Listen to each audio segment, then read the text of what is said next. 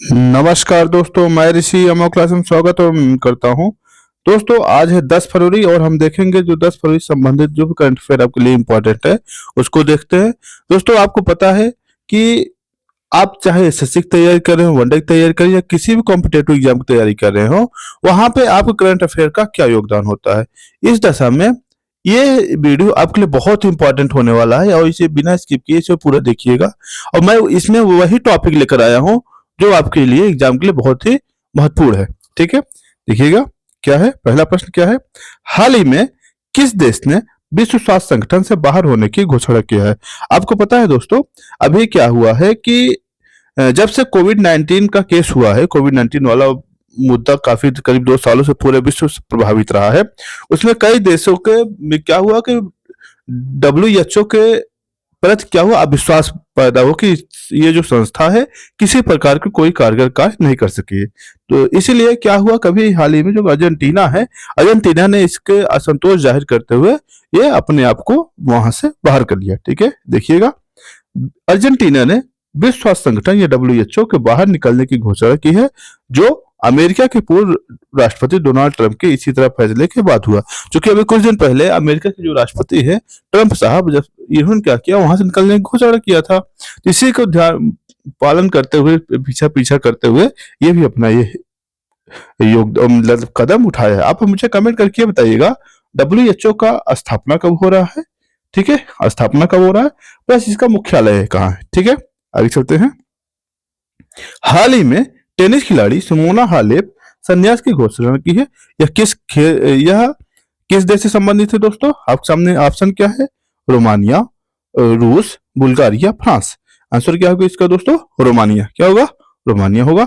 आगे चलते देख लीजिएगा इसका एक्सप्लेनेशन देख लीजिए क्या है। पूर्व पूर्व विश्व नंबर 1 और 2 बार grand slam champion Simona Halep 33 वर्ष की उम्र के में पेशेवर टेनिस के क्या किया, संन्यास की घोषणा किया इन्होंने। और हालेप की करियर की प्रमुख उपलब्धि थी क्या? 2019 में विलंबडम और 2018 में फ्रेंच ओपन इन्होंने जीता था। ठीक है, आगे चलते हैं। हाल ही में किस देश ने डब्ल्यूएचओ संयुक्त राष्ट्र मानवाधिकार संगठन या यूएनएचआरसी से निकलने की घोषणा की है? दोस्तों, जब से ट्रंप साहब अमेरिका के राष्ट्रपति बने हैं, ये ऐसे चौंकाने वाले कुछ कदम ले रहे हैं लगातार। और तो उसमें क्या होगा इसका ऑप्शन? आंसर अमेरिका के राष्ट्रपति या अमेरिका। ठीक है, क्यों ले रहे हैं? क्योंकि ये पूंजीवादी समर्थक हैं और पूंजीवाद का विशेषता होता है कभी भी हानि का सौदा नहीं करता। ठीक है, ये चूंकि हर जगह क्या ढूंढेंगे? लाभ ढूंढेंगे। लाभ के चक्कर में क्या करते हैं, ऐसे डिसीजन ये ले रहे हैं। ठीक है, आगे चल रहे हैं, देखिएगा। राष्ट्रपति डोनाल्ड ट्रंप कार्यकारी आदेश के हस्ताक्षर किए, जिसका प्रभाव संयुक्त राष्ट्र के विभिन्न की निकायों में अमेरिकी भागीदारी पर पड़ा। यानी कि इन्होंने चूंकि जिस पर हस्ताक्षर किया, इनका क्या था कि हम प्रत्यक्ष या अप्रत्यक्ष रूप से क्या होगा, उस संगठन से बाहर हो जाए जहां हमारा नुकसान हो रहा है। ठीक है, आगे चलते हैं। जिसमें यूएन मानवाधिकार परिषद और यूएन आरडब्ल्यूए या फलस्तीनियों के ऊपर जो मानवीय सहायता देता है यूएन, उससे संबंधित जो एजेंसियां हैं उस पर इसका प्रभाव पड़ने वाला है इस आदेश का। ठीक है, आगे चलते हैं। तदर्थ न्यायाधीशों की नियुक्ति कौन करता है? क्योंकि आपसे प्रश्न ये पॉलिटिक्स से संबंधित है, आपको लगे स्टैटिक कहां से आ गया। ये टॉपिक अभी हाल ही में चर्चा में रहा काफी ज्यादा, इसीलिए मैंने इसको प्रश्न यहाँ पे डाला है। आंसर क्या होगा? राष्ट्रपति ही करते हैं। देखिएगा क्या है। अनुच्छेद 224 के अनुसार भारत के किसी उच्च न्यायालय का मुख्य न्यायाधीश राष्ट्रपति की पूर्व सहमति से किसी ऐसे व्यक्ति जो उस न्यायालय के या किसी अन्य न्यायालय के न्यायाधीश रह चुका हो, उस राज्य के उच्च न्यायालय में न्यायाधीश के रूप में कार्य करने का अनुरोध कर सकता है। यानी क्या मतलब है कि मान लीजिए कोई ऐसा न्यायाधीश, जो मैं एग्जाम्पल लेता हूँ, इलाहाबाद हाई कोर्ट है। इलाहाबाद हाई कोर्ट का कोई न्यायाधीश पहले रिटायर हो चुका है। अब हुआ क्या कि वर्तमान में क्या हुआ, हाई कोर्ट में न्यायाधीशों की संख्या कम है।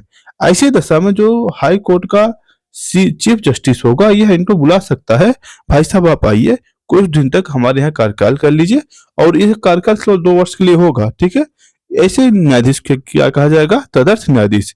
पूर्व सहमति किसकी चाहिए? राष्ट्रपति की। ठीक है, बुलाने वाला कौन? हाई कोर्ट का मुख्य न्यायाधीश। ठीक है, और एक चीज ध्यान देना, ये वाली बात ये है कि इनका जो कार्यकाल होगा केवल 2 वर्ष के लिए होगा, पहली चीज। और ये केवल हाई कोर्ट में नियुक्त किया जा सकते हैं। ऐसा प्रावधान आपके सुप्रीम कोर्ट में नहीं है। ठीक है, उम्मीद करते हैं समझ में आया होगा। आगे चलते हैं। क्या है?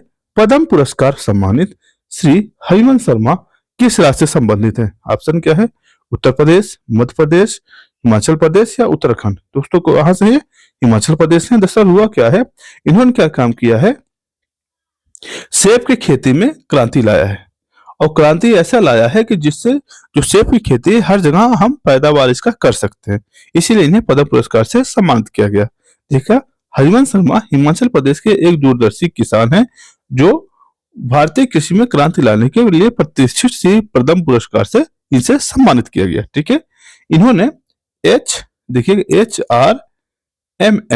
HRMN 99 को क्या किया, सेब की एक किस्म है। क्या है ये? सेब की किस्म को इन्होंने विकसित किया। ठीक है, क्या किया? सेब की किस्म को विकसित किया। इससे क्या हुआ, जिसने उष्णकटिबंधीय और उपोष्णकटिबंधीय क्षेत्रों में सेब की खेती को सफल बनाया। ठीक है, यानी जो पहले क्या होता था, जो सेब होते थे केवल ठंडे वाले जो प्रदेश होते वहीं पर उत्पादन होते थे, लेकिन इनके इस विकास की वजह से, इस किस्म के विकास की वजह से क्या हुआ, ये ठंडे और गर्म दोनों स्थान पर क्या कर सकते हैं, उत्पादित किए जा सकते हैं। ठीक है दोस्तों, आगे चलते हैं।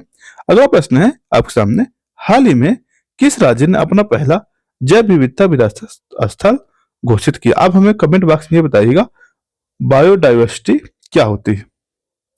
बायोडाइवर्सिटी क्या होती है और ये शब्द किसने दिया था? बायोडाइवर्सिटी किसने दिया था? ठीक है, ऑप्शन क्या है सामने? महाराष्ट्र है, केरला है, गुजरात है या मध्य प्रदेश है। क्या होगा इसका आंसर? गुजरात होगा। ठीक है, देखते हैं इस वाला निशान देख लीजिए इसका। गुजरात के कच्छ जिले में गुनेरी गांव के प्राकृतिक अंतर्देशीय मैंग्रोवन स्थल को राज्य का पहला जैव विविधता विरासत स्थल घोषित किया गया। ठीक है, आगे चलते हैं। और एक चीज और ध्यान देना है आपको, जो जैव विविधता अधिनियम है कब से पारित हुआ? 2002 में पारित हुआ है। ठीक है, आगे चलते हैं। हाल ही में समाचारों में रहा, ग्रीनलैंड किस देश के आधिकारिक क्षेत्र में है? आपके हुआ क्या है, आपने कभी अगर वर्ल्ड मैप देखा होगा ध्यान से, जो ग्रीनलैंड वाली ये अवस्थिति है ये आपका नॉर्थ अमेरिका, इधर क्या है? यूरोप है। ठीक है, और ये क्या है? अटलांटिक ओशियन है, ये आपका नॉर्थ पोल है पूरा। तो ये जो ग्रीनलैंड है, अगर हम भौगोलिक रूप से देखें कहाँ पे, उत्तरी अमेरिका का भाग है, लेकिन अगर हम राजनीतिक रूप से देखें या डेनमार्क का हिस्सा है। ठीक है, अभी किसका दावा है इसमें? डेनमार्क का। तो अमेरिका ये चाहता है कि अभी ये अमेरिका जो राष्ट्रपति ट्रंप साहब बने हैं, अब ये चाहते हैं कि भाई साहब इस पे हमारी भी सहभागिता होना चाहिए, क्योंकि भौगोलिक रूप से क्या है, ये हमारा क्षेत्र है, पहले ये अमेरिका के अंतर्गत आता था। ठीक है, देखिएगा इस पर लेसन देख लीजिएगा। हाल ही में अमेरिका के राष्ट्रपति डोनाल्ड ट्रंप ने ग्रीनलैंड पर अमेरिका के स्वामित्व एवं अधिग्रहण के लिए डेनमार्क के प्रधानमंत्री मैटे फ्रेडरिक्सन से वार्ता की। ठीक है, अब से ध्यान देना, भू राजनीतिक रूप से ग्रीनलैंड क्या है? यूरोप का हिस्सा है, जबकि भौगोलिक रूप से कहाँ है? यह अमेरिका का हिस्सा है। ठीक है, और यह क्या क्या आर्कटिक और अटलांटिक ओशियन के बीच में बसा हुआ है। आगे चलते हैं। बजट 2025-26 के अनुसार मखाना बोर्ड की स्थापना कहाँ किया जा रहा है दोस्तों? जो कि आपको पता है, जो अपना बिहार है, बिहार में क्या किया, यहाँ पे मखाना बहुत ज्यादा उत्पादित होता है और इसके मखाने को विदेशों में भी निर्यात किया जाता है। इसलिए और 2002 में इसके मखाने के 2022 में इसके मखाने क्या हो, जीआई टैग भी मिल चुका है। ठीक है, इसलिए इसका क्या आंसर होगा? बिहार ही होगा। देखिएगा, बिहार में मखाना बोर्ड की स्थापना होगी, जो वित्त बजट जो पेश किया जा रहा है तो उसमें ये इसकी बात की गई है। ठीक है, अब भारत में खाने के उत्पादन में 90% हिस्सेदारी किसकी है? बिहार की है। और 2002 में मिथिला जो मखाना था उसको 2022 में जो मिथिला मखाना है उसको क्या किया? जीआई टैग भी प्रदान किया गया है। ठीक है, आगे चलते हैं। और कह रहा है America, Australia, France, Japan, England, ये सब ऐसे देश हैं जहां पे यहाँ के मखाने की क्या होता है? निर्यात किया जाता है। आगे क्या है? बिम्स्टेक युवा शिखर सम्मेलन 2025 का आयोजन कहाँ किया गया दोस्तों? इसका क्या आंसर होगा आपका? गांधीनगर। क्या होगा? गांधीनगर। ठीक है, देखिएगा, बिम्स्टेक युवा शिखर सम्मेलन 2025 का आयोजन गांधीनगर गुजरात में 7 से 11 फरवरी तक किया जाएगा। कब से किया जाएगा? 7 से 11 फरवरी तक किया जाएगा। और बिम्स्टेक के देश कौन कौन से हैं? इसमें भूटान है, बांग्लादेश है, भारत है, म्यांमार है, नेपाल है और श्रीलंका और थाईलैंड है। ठीक है, आगे चलते हैं। अगला प्रश्न है आपके सामने, एनएसएस की स्थापना कब हुई? कब हुई दोस्तों? आपके सामने ऑप्शन क्या है? 1950, 1955, 1960, 69 कब हुई इसकी? 1950 में। दरअसल हुआ क्या था, इसकी शुरुआती स्थापना एनएसएसओ में हुई थी। बाद में इसके दो भागों में बांट दिया गया, जिसमें एक एनएसएस बना और एक एनएसए बना। ठीक है, देखिएगा, यह भारत का सामाजिक आर्थिक सर्वेक्षण करने वाला सबसे बड़ा संगठन है और इसकी जो स्थापना कब हुई? 1950 में। अभी क्या हुआ, ये अपना 75वां वर्षगांठ बनाया जा रहा है। ठीक है इसका, इसीलिए ये चर्चा में रहा, इसलिए हमने कहा इससे कि आपसे प्रश्न पूछ लिया जाए, क्योंकि कभी कभी बेसिक से प्रश्न बन जाते हैं आपके एग्जाम में। ठीक है, आगे चलते हैं। निर्भया, कड़ी या निडर कली या मोहू गेल्लर जियो या मेरी प्रिय बेटी की शुरुआत किस राज्य सरकार ने किया? क्योंकि नाम अगर अपने ध्यान से देखा होगा तो ऐसा लगता है किसी जनजातीय क्षेत्र से संबंधित है। अगर थोड़ा सा दिमाग लगाएंगे तो शायद आप इसका आंसर कर सकते थे। लेकिन दोस्तों, एक आपकी योजना चली थी, बेटी बचाओ और बेटी पढ़ाओ। ठीक है, ये योजना कब चली थी? 2015 से। उसी योजना का विस्तार देते हुए उड़ीसा सरकार ने क्या काम किया है? कौन से? उड़ीसा सरकार ने क्या काम किया है? इन योजनाओं को शुरुआत किया है। हालांकि ये एक योजना मैंने दिया है, ऐसे 4 योजनाएं हैं। कौन कौन सी है देख लीजिएगा। निर्भया कड़ी योजना, इसका उद्देश्य क्या है? किशोरियों को सशक्त बनाना है, लिंग समानता को बढ़ावा देना है, बाल विवाह, भ्रूण हत्या को और लिंग चयन को क्या करना है? रोकना है। और एक कल्पना अभियान की शुरुआत किया। इसका क्या उद्देश्य है दोस्तों? 10 से 19 वर्ष की जो लड़कियां होती हैं उनको निगरानी और ट्रैकिंग करना है और प्लस बाल विवाह को रोकने के लिए समुदाय की भागीदारी को मजबूत बनाना है। यानी कि है कि अभी भी जो जनजातीय क्षेत्र है दोस्तों, वहां पे बाल विवाह जो है एक बड़ी समस्या बनी हुई है। लोग छोटी सी उम्र में क्या करना चाहते हैं? लड़कियों की शादी कर देना चाहते हैं। ठीक है, आगे चलते हैं। अगला कौन सा अभियान है? स्वर्ण कलिका अभियान। इसमें क्या है? इसमें क्या मेन मतलब ये जो बाल विवाह का नकारात्मक प्रभाव है उसके बारे में जागरूकता प्रदान करना। बस इतना ध्यान दीजिएगा अपने दिमाग की, जितनी योजनाएं हैं ज्यादातर करके जो लड़कियों के दुराचार से संबंधित है, लड़कियों को शोषण से संबंधित है, उसके समाधान से संबंधित है। ठीक है, ये योजना अगर इतना दिमाग में रहेगा, अगर आपके सामने ऑप्शन भी आ जाएगा तो आप कर जाएंगे। ठीक है, अगला क्या है? वीरांगना योजना क्या है?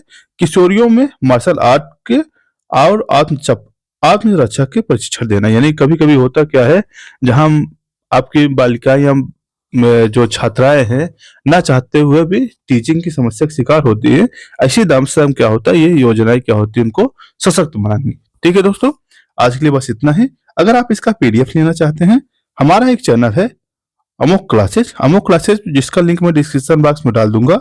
आप वहां जान के इसके आपको लिंक प्राप्त हो सकता है। साथ ही दोस्तों, अगर आप पीसीएस की तैयारी कर रहे हैं या फिर आरओ की तैयारी कर रहे हैं, उसका पीवाईक्यू और सब्जेक्ट वाइज तैयारी शुरू हो चुकी है। आप इसे ज्वाइन करके इसका लाभ उठा सकते हैं। ठीक है, आज के लिए इतना ही। धन्यवाद।